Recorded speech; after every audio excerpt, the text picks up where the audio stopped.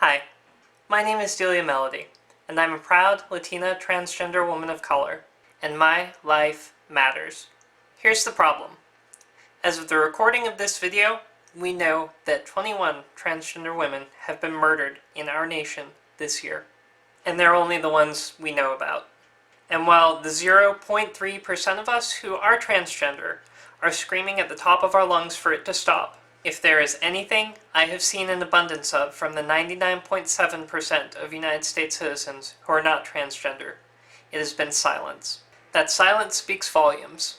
If the message of that silence is to be believed, it tells me that to the vast majority of Americans, the lives of those trans women, the lives of Poppy Edwards, Lamaya Beard, Ty Underwood, Yasmin Bash Payne, Taha Gabriel de Jesus, Penny Proud, Brie Golek, Christina Gomez Reinwald, Keisha Blige, Maya Schwarza Hull, London Kiki Chanel, Mercedes Williamson, Ashton O'Hara, India Clark, Casey Haggard, Shade Schuler, Amanda Monroe, Candace Capri, Elisha Walker, Tamara Dominguez, and Dominique Newburn apparently do not matter. I sincerely hope that's not the case. I hope that's not really what this silence means. Regardless, that's the message it sends. Let's stop and think about that list. That's 21 names, 21 lives cut tragically short, 21 beautiful and courageous women murdered for the way they were born. How many of those names do you know? I'll be honest, it's hard to expect anyone to know any of those names, when just a few trans people and even rarer brave non-trans allies are the only ones talking about them. Transgender people are estimated to make up 0.3% of our population. 0.3% of us to talk about this because we are the ones who have to when no one else will. And frankly, there's a lot of us too who would rather just close our eyes and hope it will just go away on its own. But the sad fact is that it won't. It's not your fault, and I don't blame you. Maybe you haven't seen or heard. That's incredibly likely considering how much the news erases and ignores our deaths. Almost every single one of these women was misgendered numerous times following their deaths. Various news outlets refer to them with male pronouns and dead names, going so far as to call them transvestites and men found wearing female clothing. One woman from the list, Mercedes Williamson, is especially close to my heart. I never knew her in life, and I wish I had. She came from Theodore, a small town in Alabama, not far from where I live in Pensacola, Florida. When her body was found in George County, Mississippi, I wasn't surprised that it didn't make national news. I was disgusted, but not surprised. What came as a shock to me was that I had to learn about her death through an online transgender advocacy outlet several days after her body was found. The local news knew nothing of it. Our local news station isn't widely watched in George County, Mississippi, but for reference, it's less than a 2-hour drive, a shorter distance than other areas like Destin, which is within our coverage area. And frankly, something happening in another part of the Gulf Coast outside the station's immediate coverage has never seemed to stop it from being news before. Not to mention that her hometown of Theodore is practically next door. There was an uproar on Facebook, and I was part of it. I finally called the station to see if they had perhaps simply not heard about the incident. They hadn't. I spoke to a male representative from the station and directed him to available news sources. All transgender and LGBT advocacy news outlets. They were the only ones who had picked up on the story. His response was that someone being murdered in Mississippi, less than 2 hours away, was not their concern. That wasn't the problem, though.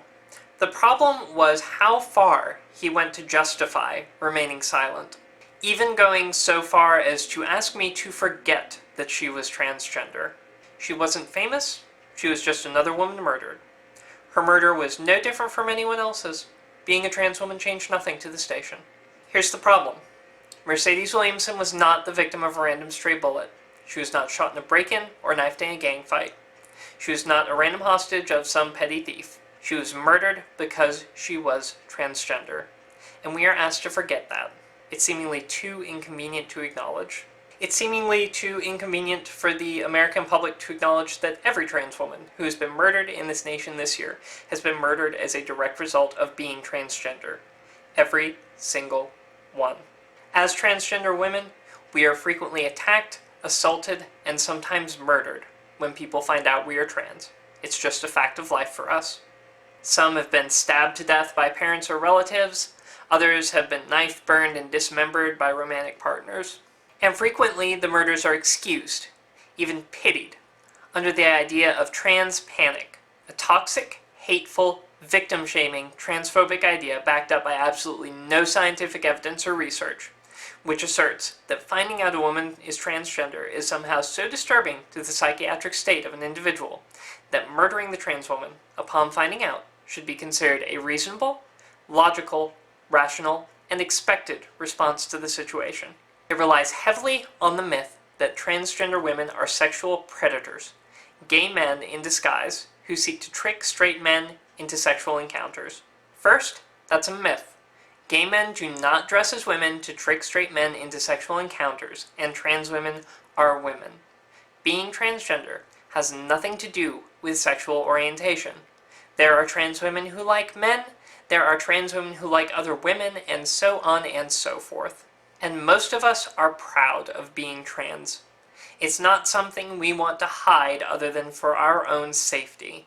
Many of us are afraid of even entertaining the possibility of romantic or sexual relationships because of the fact that 50% of us have been abused, assaulted, or raped by a romantic partner. Here's the reality of what happens. Man meets trans woman.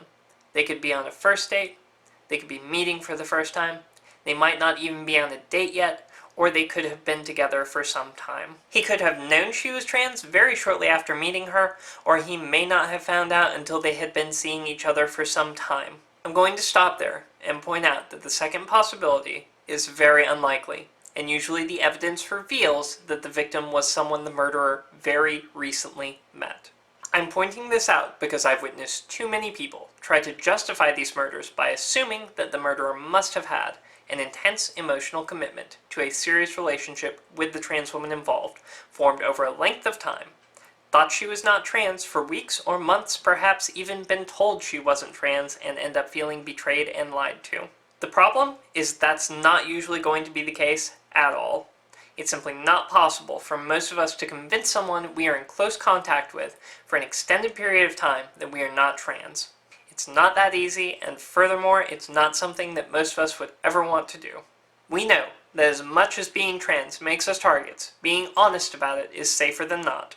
Saying we are women is not a lie. Saying we are not trans would be a lie. And if the subject comes up, we are far more likely to tell you we are trans, proactively for our own safety, than we would ever be to try to lie about it. It goes further than that, though. This is where we switch gears for a moment, from talking about transphobia to talking about homophobia. We legalized gay marriage this year. It's done nothing to address the fact that our society considers a man being attracted to another man to be one of the most shameful, embarrassing, and disgusting things possible. Not murder. Homosexuality. That's apparently what's disgusting. So there's an emotional reaction, thanks in no small part to the abominable way in which we raise men in our society to be frail and insecure about the most stupid and asinine things. And a trans woman gets shot, stabbed, or repeatedly run over with a truck until she's dead. All for being herself, and thanks in large part to the fact that society still spreads the myth that transgender women are men in dresses. And that's the problem. That is why every transgender woman's death deserves to be on every major news outlet in the nation, much less showing up on the news in her own backyard. That is why every transgender woman's murder should be brought up on charges, and the reason why the trans panic defense should be banned from courtrooms in the 38 states where it is still considered to be a valid defense and even a reason to feel sorry for the murderer. And even more, that's the reason why we need to stop calling trans women men, faggots, and trannies. It gets us killed. But until more than 0.3% of the country is making it clear that these lives matter, who is going to listen? I want to make myself clear. This is not to attack anyone or any group of people.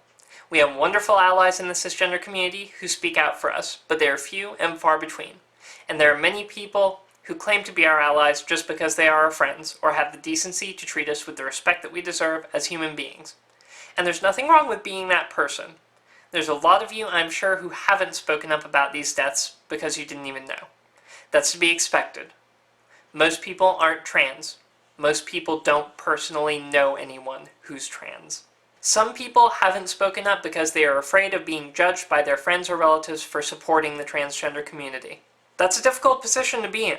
We all know this because we've all faced the possibility of being judged for being trans. We've all faced the possibility of losing our families, our friends, our jobs, our faith communities, and even our lives for being trans.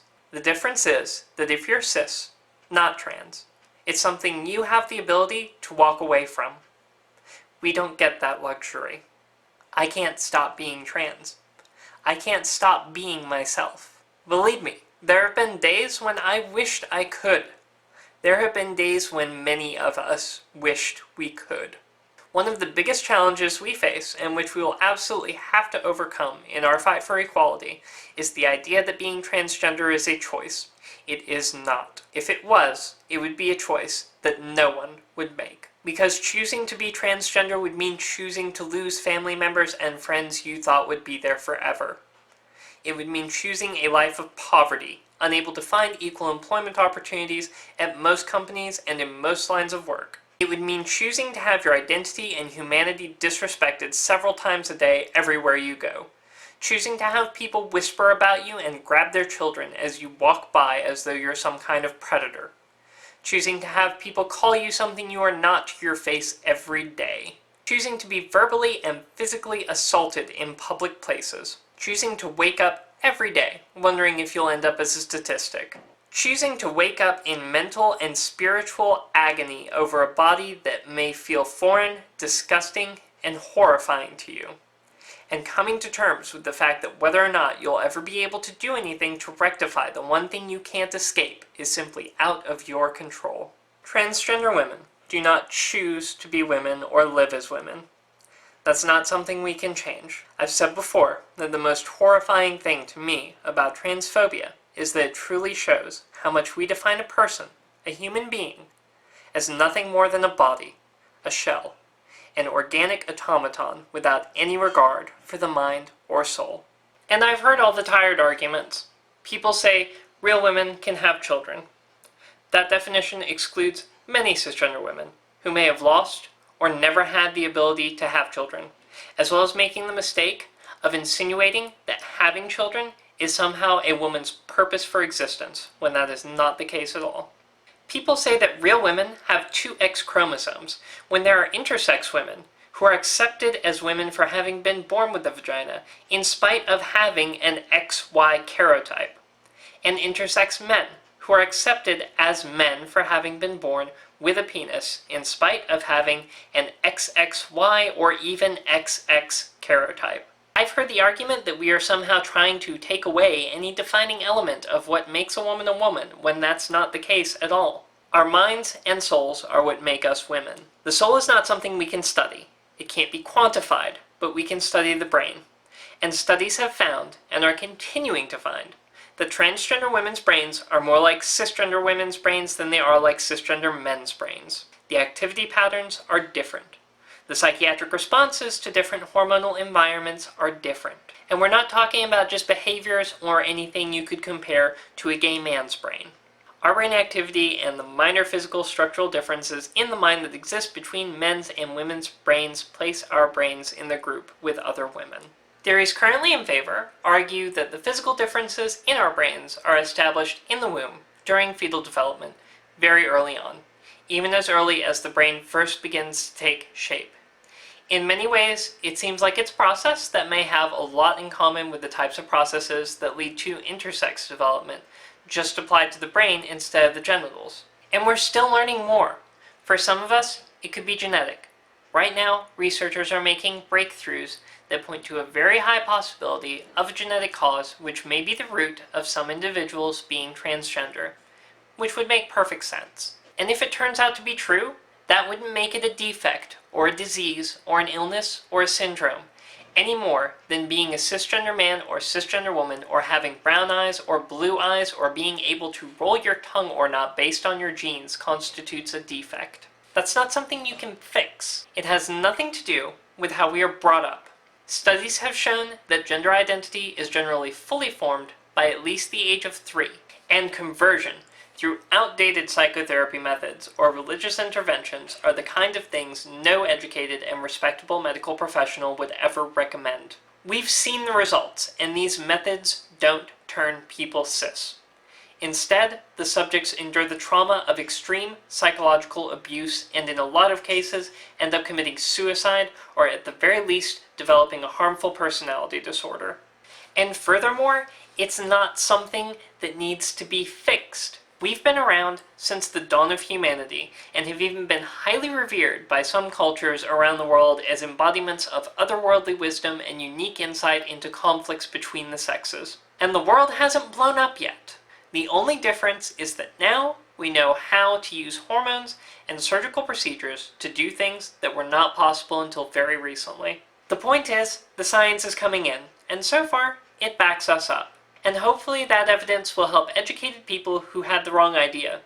But we've never needed this in-depth neurological and genetic research to know who we are.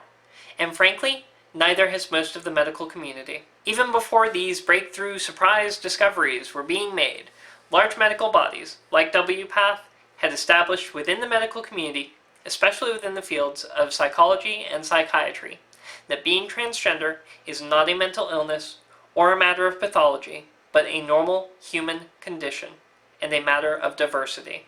Medical guidelines have been in place for years, advocating that a transgender person cannot be changed from being transgender through any amount of counseling or medication, and that the only appropriate treatment for a transgender individual is to provide assistance in transitioning as much as the individual desires into a gender expression and body that they are comfortable with.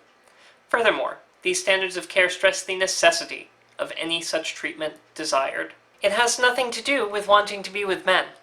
Gay men have that covered. Those are men who like men. Many transgender women have no sexual interest in men whatsoever. It's also not about sex. Many of us go through everything, all the while fearing that we may never be accepted by a romantic partner again, and knowing that although it's very rare today, any number of accidents during surgical procedures could render us without sensation or with any number of complications that could make sex impossible. Very, very rare these days, but still a risk we are willing to take. It's not about attention. No one wants the kind of attention we have to put up with every day. It's about doing the best we can to get our bodies to match the blueprints our brains have for what they should be, but for some reason aren't. And more than that, being accepted for who we are instead of what our bodies look like. This shouldn't be a difficult or new idea. We grew up being taught that a person is a person regardless of what they look like. Humans are humans regardless of the color of our skin or our sex or build or weight or features. I guess we still have a hard time putting that into practice, but it's still rare to see people facing the same level of intolerance, fear, hatred, violence, and discrimination that trans people face on such a regular, accepted, widespread, and institutionalized basis. And as much of an issue as racism still somehow is in this country, that's saying a lot. I mean, most people can tell you that gender and sex are not the same thing, but most of them still don't really understand what those words mean in practice. Almost as though it's just a thought experiment, as though gender and sex could be mismatched, but still acting like that doesn't happen in the real world. And it's not something that happens frequently, but it does. And it's not the same as orientation or gender roles. A gay man is still a man. An effeminate man who identifies as a man is still a man. A man who likes the color pink and wants to be a house husband and grew up loving My Little Pony and Barbie dolls is still a man. Trans women are women. We are women in bodies that don't match what our brain is wired to expect. And we want to fix that so we can stop living in pain and grief. We are women who society does not understand, and we want people to learn so that we can be accepted for who we are. Every day, I wake up and I'm scared. I'm afraid I'll see another one of my sisters murdered and be forced to watch as her death is ignored. I'm afraid that I will continue screaming at the top of my lungs that her life matters, only to be drowned out by hatred, ignorance, and even just simple apathy. I am afraid that one day I will be one of those women. I am afraid that I will be one of the lives cut tragically short, and society will decide that I didn't matter. It's easy for us to pat ourselves on the back, looking at successful transgender women. like Laverne Cox, Janet Mock, Jazz Jennings, and Caitlyn Jenner. All heroes in my book. It's easy for us to say that things are changing by holding up these few shining examples of success. It's easy to forget that they are still hounded by transphobic individuals, and that even with all of their hard work, there had to be a pretty big element of luck too. It doesn't diminish any of their accomplishments by any means, but in order to get far enough for that work to even mean anything in today's society, with all of the institutionalized transphobia we face, luck is very much a requirement. It shouldn't have to be. It's even easier to forget the other estimated 954,000 transgender individuals in this nation who live every day facing the harsh realities. For most of us, there is no applause, no beautiful gowns, no inspirational speeches, no rallying public support or families. For most of us, there are a few close friends, most of whom are also trans. If we're lucky, we may have a few true cisgender friends who are real allies. I'm at least that lucky, and consider this my shout out to you guys. Thank you. Then there are the numerous other people who call themselves our friends while unapologetically misgendering us or other transgender individuals, tolerating us, saying how we have a right to choose to be whatever we want as though it were a choice, even comparing us with gay relatives as though being a woman was somehow the same as being gay. People who call themselves friends and claim to support us, but refuse to stand up against those who treat us unjustly, because some of their friends or relatives are old-fashioned, and everyone has the right to their opinion. People who call us friends to our face, and then say to their friends that while they feel we should have the right to be whoever we want, they don't want their children being exposed to the fact that we exist. And parents who said they'd love their child the same whether it was a boy or a girl, but changed their minds about that when they discovered the truth. For most of us, there are no high-paying public appearances, best-selling novels, interviews, photo shoots, or TV shows. There is the struggle against poverty, homelessness, and unemployment, and for some, the frightening realities of being forced into undesired sex work by the hand of fate. There is the reality of fearing that we may never be loved again, and the possibility of facing rape, assault, or death if we have the nerve not to give up on finding the wonderful, rare people in the world who see past our outsides and love us for who we are.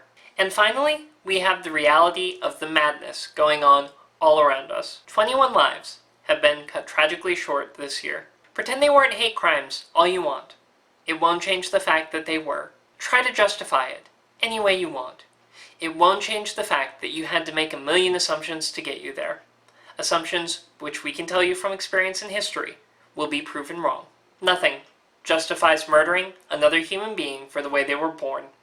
And if you're lucky enough that you were born in such a way that you don't have to experience the hate and social stigma that we do for being transgender, we need your voice. I can shout all I want until my voice is hoarse, but how can I expect someone who hates me to even give it the time of day? Change will come.